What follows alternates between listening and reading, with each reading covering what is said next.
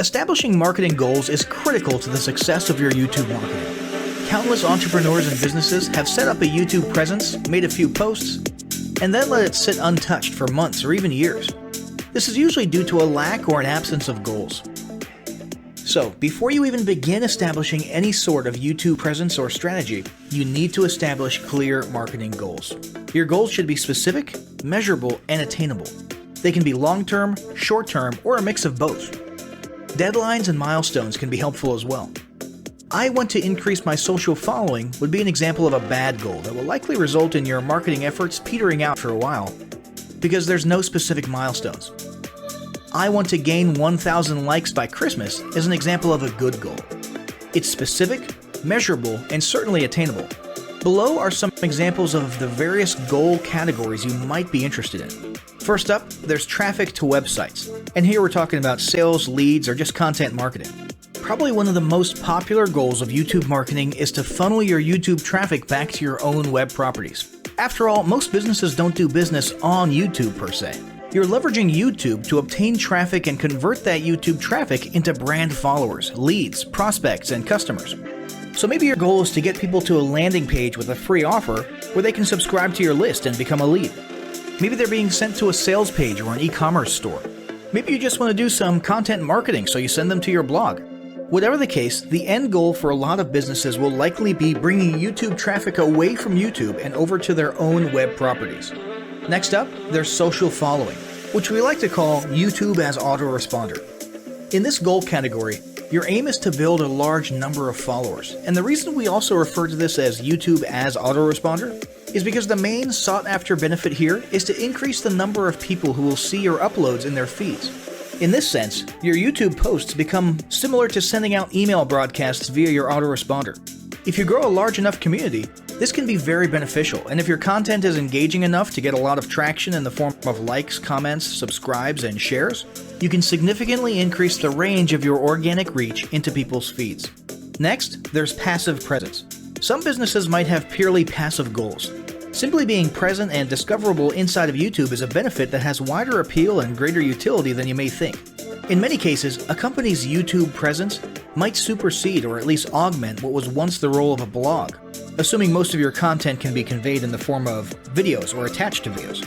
When people come across this content of yours and they look at your channel, they can see some basic info about your brand or business, and you can get some traffic to your website. The same approach can also be used for events, communities, and brands. After that, there's brand awareness. Another goal that's less thought about might be spreading brand awareness and recognition. If you're just starting out, there's a good chance your brand might be in need of a jump start. If nobody's ever heard of you, a great way to increase recognition is to simply create and share unique, helpful, or entertaining content and get your name, logo, and overall brand identity in front of as many people as possible as many times as possible. If this is your goal, you want to avoid being salesy in the beginning. Ensure you're focused almost entirely on posting helpful, relevant, or entertaining videos. After that, there's expanding existing audiences. If you've already got an audience, your goal might be to make it bigger. This can be done via several social marketing methods.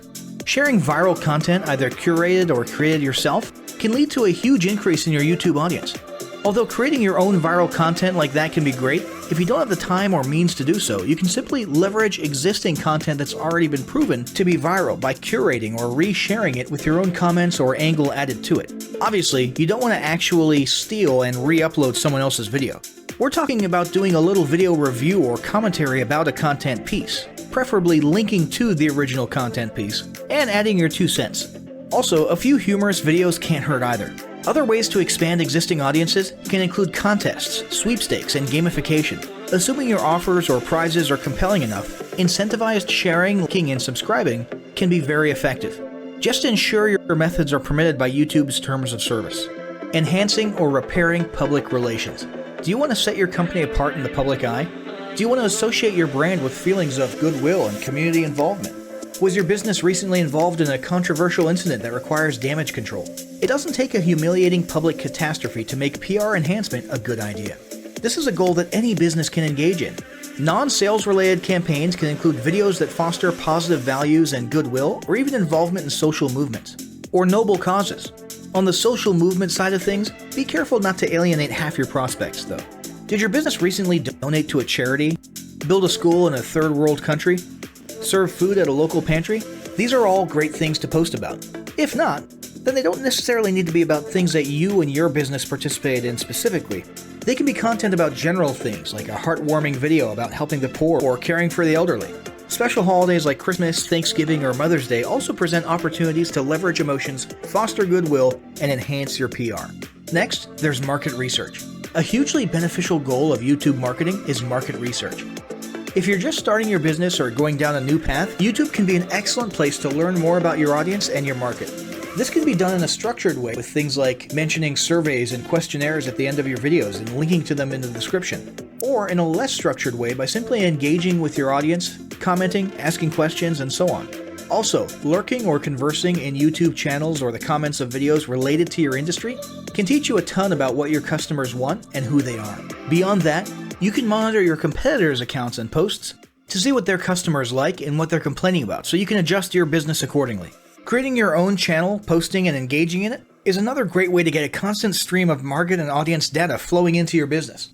Ultimately, your goal should be to come up with 1 or 2 ideal customer avatars that you can then base your marketing and product development on.